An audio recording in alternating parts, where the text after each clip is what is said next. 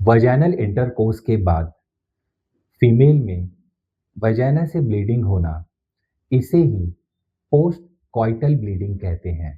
यह condition 9% menstruating female में पाई जाती है। हालांकि यह कंडीशन कॉमन है, पर नॉर्मल बिल्कुल भी नहीं है। अगर स्पॉटिंग हो या कम मात्रा में ब्लीडिंग हो तो स्ट्रेस लेने की कोई बात नहीं है। लेकिन यदि ब्लीडिंग बहुत ज़्यादा हो रही है या बहुत दिनों तक ब्लीडिंग हो रही है तो इस कंडीशन को सीरियसली लेना चाहिए।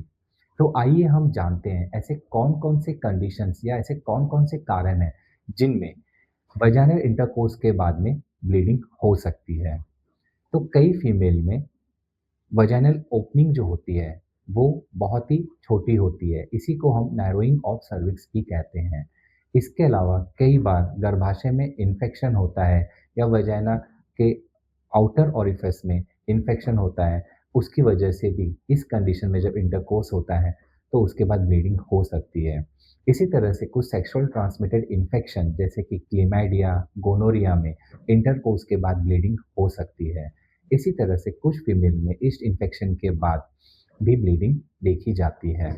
इसी तरह से अगर सर्वाइकल पॉलिप है या इंटरकोर्स के समय पर ल्यूब्रिकेशन कम होने की वजह से या बहुत ज़्यादा फोर्सफुली अगर फ्रिक्शंस हुए या इंटरकोर्स हुआ है, थर्स्टिंग हाई हुई है, तो इस कंडीशन में भी ब्लीडिंग हो सकती है। इसी तरह से जेनिटल सोर्स अगर वहाँ पर पाए जाते हैं, जैसे कि जेनिटल हर्पीस की वजह से वहाँ पर गर्भाशय के आसपास के क्षेत्र में छाले हो गए हैं, तो उस कंडीशन में भी कई बार ब्लीडिंग हो सकती है। इसी तरह से एक कंडीशन होती है जिसे हम कहते हैं नॉर्मल यूटेराइन ब्लीडिंग, अर्थात अगर आपके पीरियड जस्ट शुरू होने वाले हैं या जस्ट बंद हुए हैं और उसके बाद आप इंटरकोर्स कर रहे हैं, तो उसमें कई बार ब्लीडिंग होती है। ये कंडीशन नॉर्मल मानी जाती है।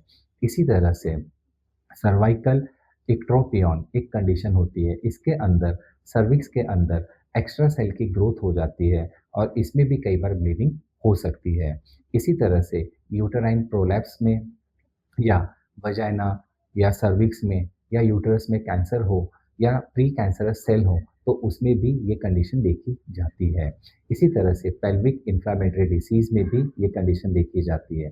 इसी के साथ साथ कुछ बर्थ कंट्रोलिंग पिल्स अगर कोई फीमेल ले रही है तो उनमें भी पोस्ट कॉइटल ब्लीडिंग देखी जाती है। इसी तरह से अगर इंट्रा यूटराइन डिवाइस अपनी जगह से अगर हिल गया है तो उस कंडीशन में भी ब्लीडिंग हो सकती है। चाइल्ड बर्थ या इंजरी के कारण अगर वजाइना में अगर कोई डैमेज हुआ है तो उस कंडीशन में भी ब्लीडिंग हो सकती है। साथ ही साथ वजाइनल ड्राइनेस के कारण भी सेक्स के पश्चात वजाइनल ब्लीडिंग हो सकती है।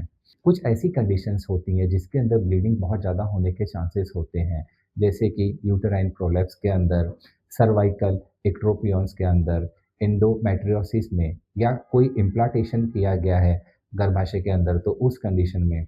इसी के साथ साथ में कई बार सर्विक्स में कोई इन्फेक्शन हुआ है, ईस्ट इन्फेक्शन या बैक्टीरियल इन्फेक्शन, तो उस कंडीशन में भी ऐसा होता है। कई बार सेक्सुअल ट्रांसमिटेड इन्फेक्शन के बाद में भी ये कंडीशन देखी जाती है।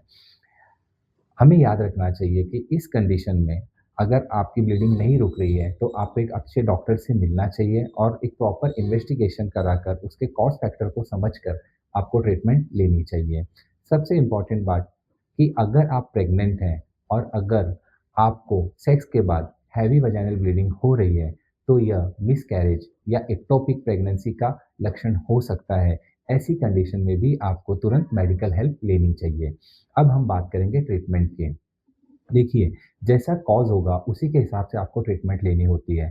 तो आपको सेल्फ मेडिकेशन नहीं करना है, ऐसे समय पे आपको डॉक्टर से मिलना है। अगर समझिए वजाइनल ड्राइनेस की प्रॉब्लम है, तो उस समय पर आप वजाइनल लुब्रिकेंट या मॉइस्चराइज़र का यूज़ कर सकते हैं। इसी तरह से अगर हार्मोनल इम्बैलेंस की वजह से आपको प्रॉब्लम हो रही है, तो इस समय पर आपको हार्मोन रिप्लेसमेंट ट्रीटमेंट दी जाती है। इसी तरह से अगर आपको कोई इन्फेक्शन हुआ है, तो वहाँ पर एंटी बैक्टीरियल या एंटी फंगल इन्फेक्शन अगर है तो वहाँ पर उस हिसाब से ट्रीटमेंट दी जाती है। अगर कारण कैंसर है तो कैंसर का इलाज करना बहुत ज़रूरी होता है। इसी तरह से अगर आपको सर्वाइकल पॉलिप है और उसकी वजह से ब्लीडिंग हो रही है तो उस पॉलिप को रिमूव करने के लिए सर्जरी की जाती है।